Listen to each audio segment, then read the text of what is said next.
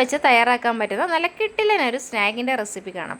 കടല ഒരു ഓവർനൈറ്റ് വെള്ളത്തിലിട്ട് നന്നായിട്ടൊന്ന് കുതിർത്തെടുക്കുക. മിക്സിയുടെ ജാറിലേക്ക് നമ്മുടെ കുതിർത്തെടുത്ത കടല ചേർത്ത് കൊടുക്കുക. പിന്നെ അതിലേക്ക് 2 പച്ചമുളക് ചേർത്ത് കൊടുക്കുന്നുണ്ട്, ഇഞ്ചി ഒരു പീസ് ചേർത്ത് കൊടുക്കുന്നുണ്ട്, സവോള പീസാക്കിയത് ചേർത്ത് കൊടുക്കുന്നുണ്ട്, ആവശ്യത്തിനുള്ള ഉപ്പും.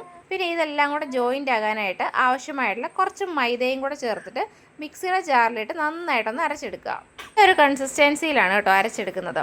ഇനി ഇത് നമ്മുടെ എണ്ണയിലിട്ട് നന്നായിട്ട് പൊരിച്ചെടുക്കണം. അതിന് മുമ്പേ കുറച്ച് സോഡാപ്പൊടി കൂടി ചേർത്ത് വെക്കണേ.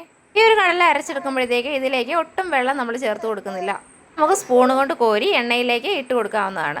ഒരു സൈഡ് മൂത്ത് കഴിയുമ്പോൾ തിരിച്ചും മറിച്ചും ഇട്ട് നന്നായിട്ട് മൊരിച്ചെടുക്കാം. സോഡാ പൗഡർ ചേർത്ത് കഴിഞ്ഞാൽ ഒത്തിരി നേരം ഒന്നും വെക്കേണ്ട, ഒരു 10-15 മിനിറ്റ് വെക്കേണ്ട ആവശ്യം മാത്രമേ ഉള്ളൂ. നന്നായിട്ട് പൊങ്ങി വരും. അതുതന്നെയല്ല, നല്ല സോഫ്റ്റ് ആയിട്ടുള്ള ഒരു സ്നാക്കാണ്. കടല ഇരിപ്പുണ്ടെങ്കിൽ ഇന്ന് തന്നെ ഇതൊന്ന് ട്രൈ ചെയ്ത് നോക്കിക്കോളൂ. നല്ല അടിപൊളി ഒരു സ്നാക്കാണ് കേട്ടോ. പുതിയ പുതിയ റെസിപ്പീസുമായി വീണ്ടും കാണുന്നവരേക്കും ബായ്.